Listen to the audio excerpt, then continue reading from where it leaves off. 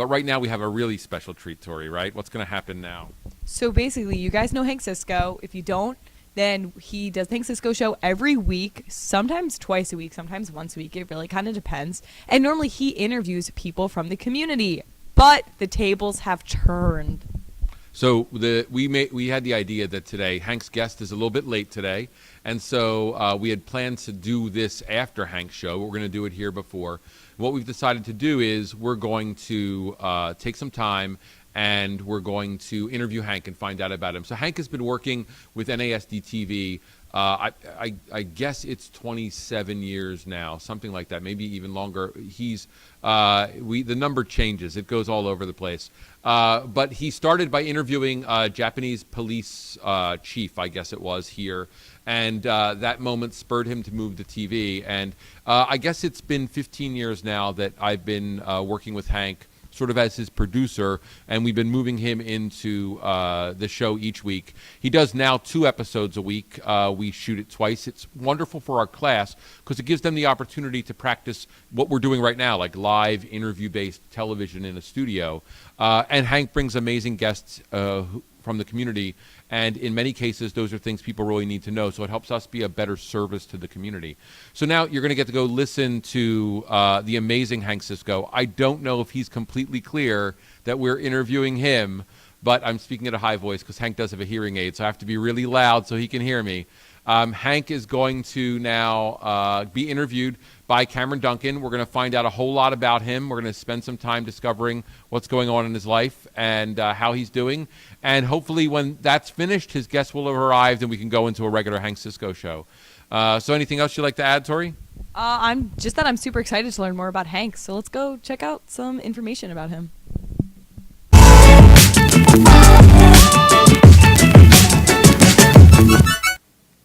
Hi, I'm Cameron Duncan, and I'm here with the famous Hank CISCO. So, Hank, how are you doing today? Okay, so far. That's wonderful. So, first of all, for all the viewers that don't know, I don't know how they don't know, because you're quite famous around here. Oh. But what do you do here at Norristown? What do I do? Yeah. Nothing. Nothing? I'm retired. What do you do here at the high school? I think I'm busier now than when I was a police officer, when I was a county detective. I don't know. I did a lot of things in my life. I'm 93 years old, and I, was born in Brooklyn, and my family, I have 4 boys, 4 girls, and my mother and father, and my mother had 8 children. Wow. All home delivery, no hospital. They go right on. In Brooklyn, in Lafayette Street, on Chestnut Street, on Green Street. So the whole thing, and everybody was healthy, That's so good. And I've been doing this show here now for next September will be 29 years. Wow, that's a long time. So how did the Hank CISCO show get started? How did you get out in TV? I was a county detective at the time, and I'm a member of the International Police Association, and there was a visiting Japanese police officer, a high-ranking Japanese police officer from Japan, was in the United States touring different cities, Philadelphia, and getting ideas on their police department. So they called me and said, show this guy around. So, okay, so I got him. And so first thing, he was Japanese. And I said, do you like spaghetti? He said, yeah. So I took him to an Italian restaurant. That's the best thing. And meatballs on the side. And so then it was November, what is it? When they bombed the United States. Oh, I could not. Pearl Harbor Day. Pearl Harbor Day. Yeah. So it was Pearl Harbor Day. So I called the newspaper and I said, hey, I got a Japanese police officer. It's Harbor. When they bombed it. He says, oh, we'll make a story. So then I called up the guy in charge here before John was Tony Coya. Okay. I said, I'm going to bring him up. He says, yeah, he says, bring him up and you can interview him. I said, okay. So I bring him up. There was nobody to interview him. So I interviewed him. So that started my interview. but I got no training whatsoever. I just, ask questions and. That's and, impressive. What was that interview like? How was it interviewing him? I still have it. In fact, some of one good thing about my show, it's on YouTube now, it goes worldwide. Wow, that's I crazy. interviewed last week a lady from India. She's an artist, and she's very knowledgeable about words of wisdom, Yes, I met her. She was Right. very nice. And so I told her it's going to be, her mother and father are still in India. So she just emailed me today, and she says, my mother and father watched the show, and they're crying when they saw the show. So I have somebody in India crying. Is that right, Rock? Okay. So that's how it's all started, and it's a happy time. So it Right. sounds like Hank CISCO has changed a lot over the years. Yes. You know what? You know what's the biggest change? When I went to school in Norristown, the teachers, their dresses were down to their ankles, and the girls, now I come in here, I see all these girls with Bermuda shorts and shorts. Where am I? I'm in Florida, so, Yeah. I'm on the beach. So it's nice. So it's a different kind of dress code. I went to Catholic school, public school, so there are other dress codes. But it's nice. Dress the way you want to dress, So As how long as it's nice. nice. Be nice. Of course. So how do you think your show has changed over the years? Of course, with Oh, technology It advancing. has not changed. I'd say if it's any change, move forward. Oh, that's with good. John Doyle, who is very talented. Norristown, this whole area should be proud that we have a teacher who is so concerned and so talented. And he's helped me. He lets me go. He turns the cameras on and I'm on. But he has always coming up with creating things, helping with fundraisers. Like this Saturday, I'll be out at the walk in the park, and that will be for cancer. If you want to talk about cancer, I can talk about that too. I had that. I have prostate cancer, colon cancer. I have cataract eyes, 2 hip replacements. But you're healthy now? Yeah, and I'm a former professional boxer. I Wow, boxed, you've done a lot of things. I boxed in New York, and I Wow. refereed professional fights. So you were also a police officer, you said? I was a police officer in Norristown for 27 years. So and tell then us academy about that. detective. And now I am the ambassador of Norristown, whatever that means. It means one thing for everybody. In case all you students, they're going to driving cars. Okay, if you get any parking tickets, mention my name, pay the fine. Okay, no problem. There we That's go. Now we That's have a an joke. inside connection, right? Huh? We have an inside connection with Yeah. you. All right, what else? How about you? I'm here to interview you. You're the guest of honor today. Ah, it's guest all of about honor. you, Hank. Well, how come they picked you? I wanted to do it. I wanted to know more about you and more about your wife. How's your wife? Well, my wife passed away last October. We were married for 60 years. That's a long time. Very happy. I've never known anyone married that long. She That's so impressive. What's that? I've never known anyone married that long. Oh yeah. Well, I didn't know. 60 years.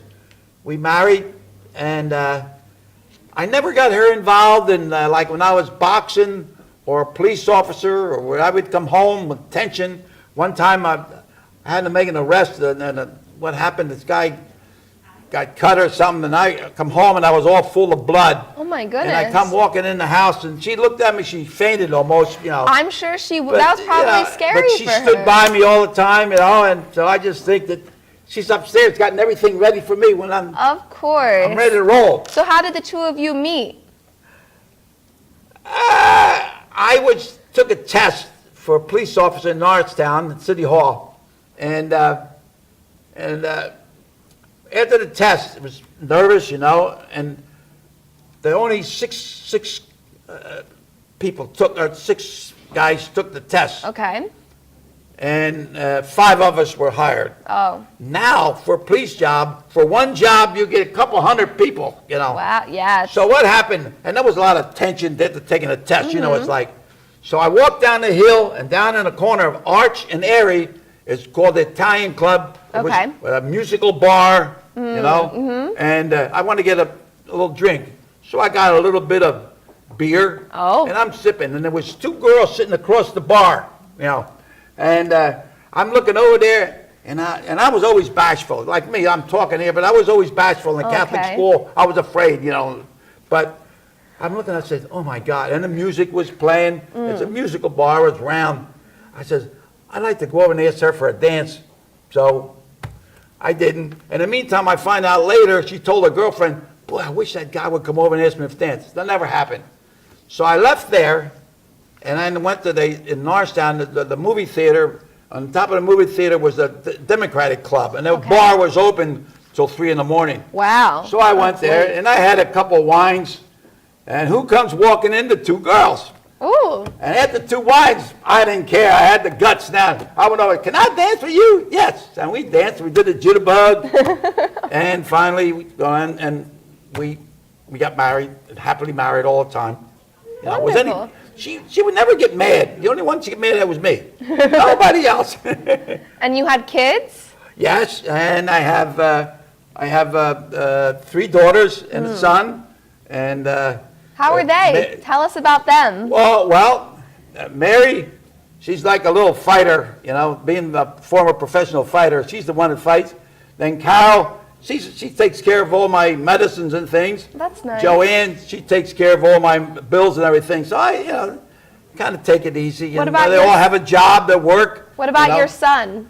And he's down in Peru. Wow. What is he he's a doing down there? missionary. Oh, he's a Talking about a missionary. missionary, I just bumped into a husband and wife just contacted me, and the husband is from Africa. He lives. He's a native of Africa, and he has and he's here in the United States. And the town he is in Africa is very primitive, and they don't have an ambulance. They're 8 miles away from the hospital, so they want to get ambulance. They want to get some stretchers. They want to get some. So they contacted me. I says, look, I will not solicit money. If you need wheelchairs and stuff like that, we'll see if we can get them. So I'm meeting tonight, 6:30 at the Greco-Roman with the husband, wife, and then there's a nurse who is going to donate her time and go to Africa for dermatologists, whatever it is, you know. So I'm going to meet them and see if I can help them. They're paying for rent for the store, these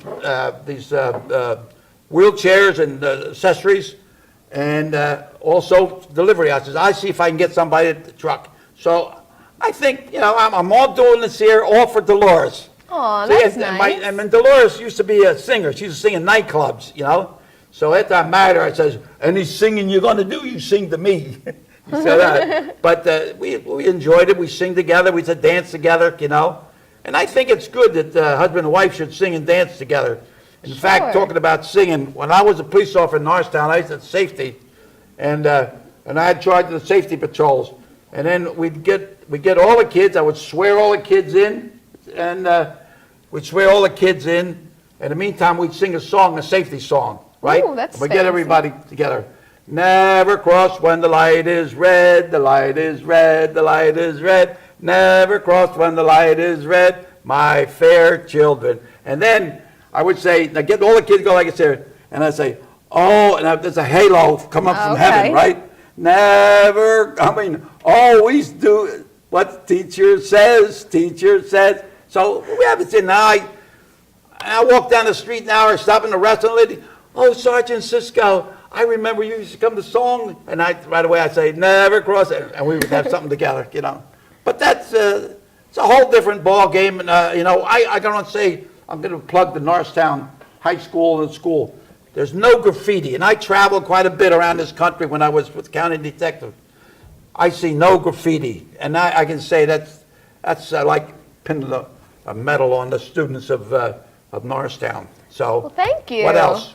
Well, you seem to be very involved in Norristown. So, what's your favorite part of Norristown?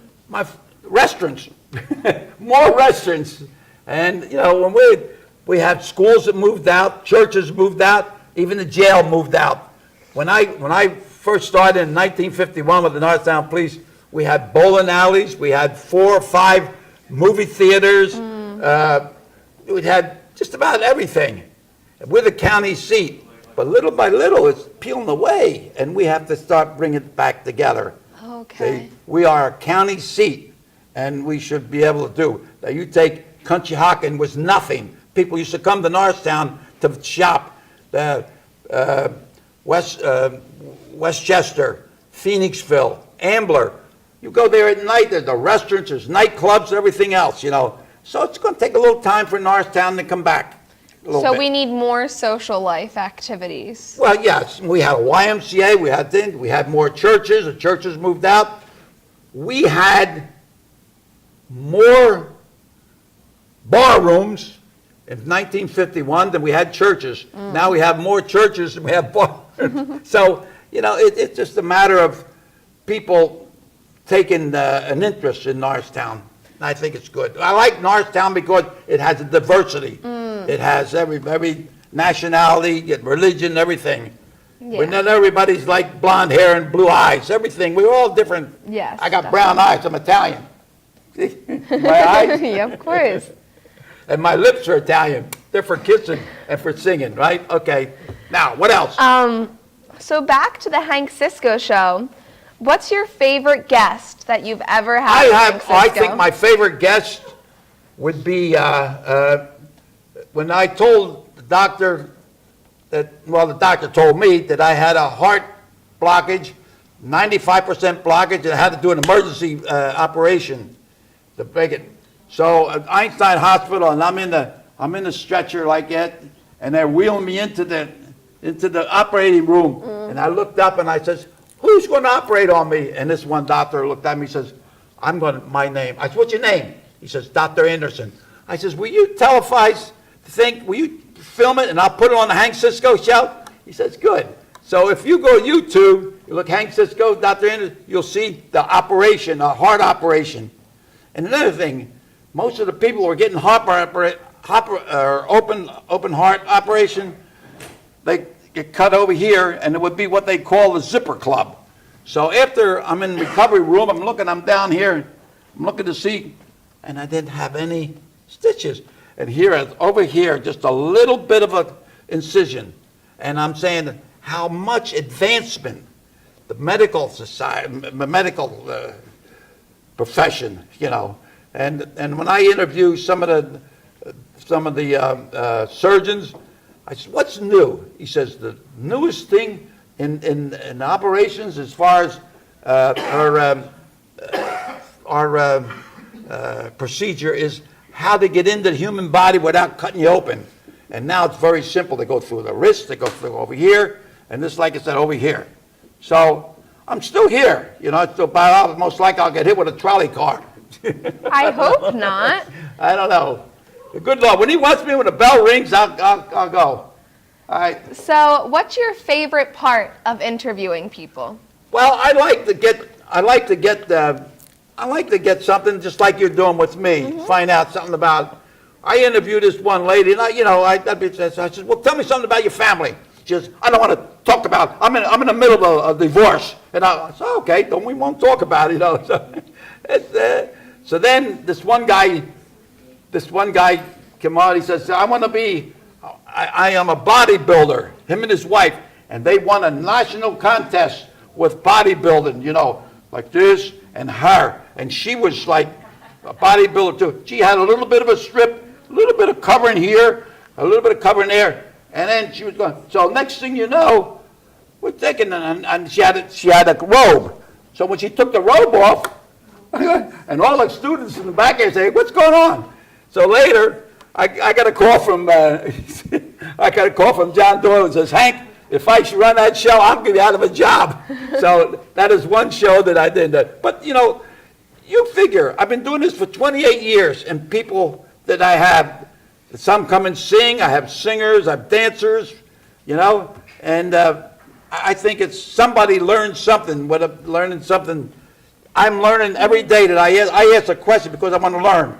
I'm never too old to learn. And that's why students in high school, while you're here, get the education. Don't fool around, because after you leave here, you know, you're going to be busy getting married and having kids and all, and you can't get the education. So now, get that education while you're here. Don't go, you know, it reminds me of going into a grocery store. Going into a grocery store, and there's all the food. Get your push cart, fill it up. Don't go pushing around and think it's empty. You get the cash out, there's nothing in there. So here you're in here from June to September, September to June, whatever, and you push the cart into school, you come here, and when it's time to bail out, you got nothing in the basket, nothing up here. So you Right? you have to fill the card up, right? What else? Are you a senior or what? I'm only a junior. A junior? Yes. What's that mean? So I have one more year left. Yeah. You like it here? Yeah. I'm interviewing you. We'll get back. So how do you stay connected with the community and all your guests? How How do you stay connected with the community and all the guests Well, on your show? I think I have I don't know, when I see people, I smile, say hello. The guy looked at me, and I remember one guy, he said, hello, and the guy says, what do you say hello to me for? I don't know you. He says, well, my name is Hank CISCO. So, okay. So, next day, we went, hello. He says, I don't know you. I met you yesterday.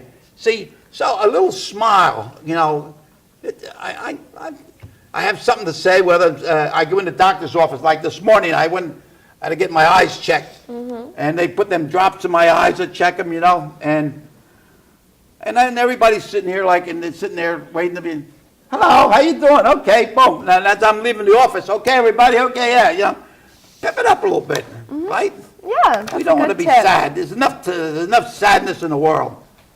So how about your guests? After you're done interviewing them, do you stay in contact with them? Well, sometimes I do. Oh yeah, yes, same thing with. Do you still talk to the bodybuilders? Yeah. Now they tamed this. I'm anxious to meet this man from Africa that lived there and lived in a very primitive town, and we already have maybe a couple hundred wheelchairs and stuff to donate. Wow, that's a lot. And then we have to get somebody to help pay for the transportation to get it down there and all. So that's another story. But it all works out, Are you going to bring him in to be a guest on the show? Well, I am. I'm going to 31st. I have the wife, the husband, and this surgeon from Egypt, lady surgeon. There's a lot of lady surgeons. We got lady surgeons, lady bus drivers, lady policemen, lady FBI. They got everything. There's so many opportunities for women. And you don't have to be beautiful. And you don't have to be fancy. You just have it up here. That's what people, they want you with a brain. Yep, it's all about the beauty smarts. runs off, right? Yep. I don't know. All those in favor say aye. Aye. Aye. Aye. Aye. Aye. Okay. So, back to your experience being a cop. Could you tell us more about that? Well, I love being a police officer because I feel that I was the first one at the scene. And when you're in the first one at the scene, you want to protect the evidence, And I when there was a husband and wife fight, when there was a juvenile that ran away from home and had to bring him back, and the father would say, I don't want him back. And the mother says, all right, so they're arguing back and forth. So I had no training other than the training I got from my own family. 3 brothers, 4 sisters. We learned how to straighten things out, with arguments, So the policemen now are more trained for women, the husband and wife. The wife comes in 2, 3 o'clock in the morning in a police station with a swollen eye. I want to have my husband arrested. Okay, we arrest him, bring him, lock him up. Next morning, I don't want to put it, then let him go, So this were things that they get to that bad. Get some help.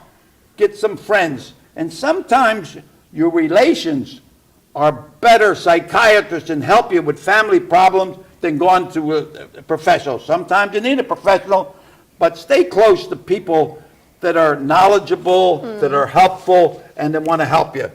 So, life is a big ride, So, So go ahead. What else? why'd you want to be a police officer? What made you I don't choose know. that I career? think that my mother always told me, and I live with all these little things that do good and forget, and do bad and regret.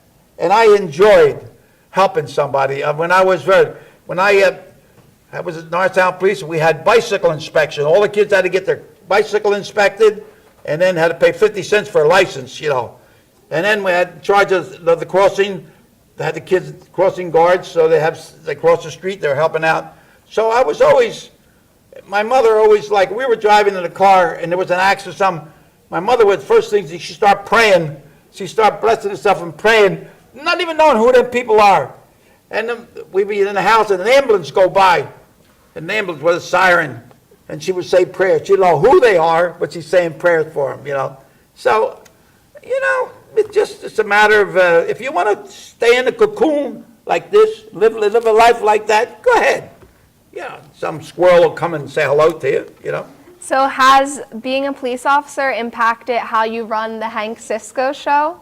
Oh, my God. Well, yeah, but, you know, sometimes, I hate to say it, but some of these police officers today say, oh, Hank, them days are gone. They ain't gone. You're a police officer, and you're there to help people. You know, that's what a police officer is, you know, but right now, there's a lot of things going on that I don't like. You know, I never know where police were getting shot. Never heard of it. Now they're being shot for no reason at all, because maybe people around have a mental problem, so you have to be able to know what you're doing. So are there any influential moments in your life that maybe shaped your career or your morals that you would want to talk about to let the viewers know? Oh, I don't know. I met a lot of miserable people. I mean, 14-carat miserable people. But I don't let them get the best of me, you know? And I don't think anybody's the same thing. I'm a former professional boxer. I trained to fight. When that bell ring, I would go out there and look for something. And I did not just try to win the fight just by winning. I'd outsmart the guy. I'd make him miss, make him move. And that's, it's more to it, the fighting. So life is a battle. It's a time to move, it's a time to step to the side. And I always say, keep bobbing and weaving and keep your trunks off the canvas. But boxing will teach something. When that bell rings, you got to think for yourself. It isn't like baseball or football. You got 14 guys where they're telling the guy what to do. Yeah, boop, boop, boop. When that bell rings, you got to do your own thinking. And you make a mistake, you get instant punishment. Right? Right. So you want to be a boxer? I'm not much of a fighter these days, but did you have any funny moments in any of your careers, whether it be here at the Hank CISCO show with a funny guest, or in your days as an investigator or police officer? Well, I've had a lot of, I think one time when I was just don't forget, when I started in 1951, I received no training. Police officers get no training. I went to City Hall. I was with 4 other police officers. They give me a gun, they give me a badge, they give me a whistle, and give me a nightstick and put me out in the street. No training. Now a police officer gets all kind of training. So thank God that before I became a policeman, I used to go hunting, so I knew something about shooting a gun. But I know the other 4 guys, they didn't know how to they didn't know how to load it. They didn't open it. It was a revolver, you know. So education today is one of the most important things. I think the police officer, it's education, training, and experience. The 3 of them together. One without the other, you're just sitting on a couple cylinders, right? Okay, so I think we have time for one more question. And we just want to know how Mr. John Doyle has really influenced your life and the progression of the Hank CISCO show. So why is John Doyle important to you? Well, he's got, I know his mother was in Miss show Fran. business. I know his aunts, they're all in education. Rory, yeah. And John is a very outstanding person, like I said before. He's very talented, and I think the community should be aware if we have somebody with that kind of talent to be able to do things in the town. I know as far as the entertainment, I know he's looking out for a school for kids for art, whether it's painting, whether it's singing, whether it's dancing, and that's what it's all about. You know what I said? Do good, forget, do bad, regret. Regret. Right. Okay. And I think that, I've talked to different people that went to Northtown High School. So, oh yeah, he says, I know John Doyle, he was my favorite teacher, you know. Well, that's nice. Then I hear people say, oh, Hank CISCO, I remember he was a policeman, he helped me. And then one come on, you know, CISCO, if it wasn't for you, my son would be in jail. He was afraid of you. Every time I say CISCO, and I didn't do it by fear, I did it by friendship, you know. And I hope that the good Lord lets me stick around a little bit, and then I'll go up and be with my wife. Well, I'm so glad I had the chance to talk to you today before, you know, you did your own show and interviewed someone else. So I think that's all the time we have, and we'll be back to Hank in a little bit when he has his own interview. So I'm Cameron Duncan, and I was talking with Hank CISCO. Ow, ow.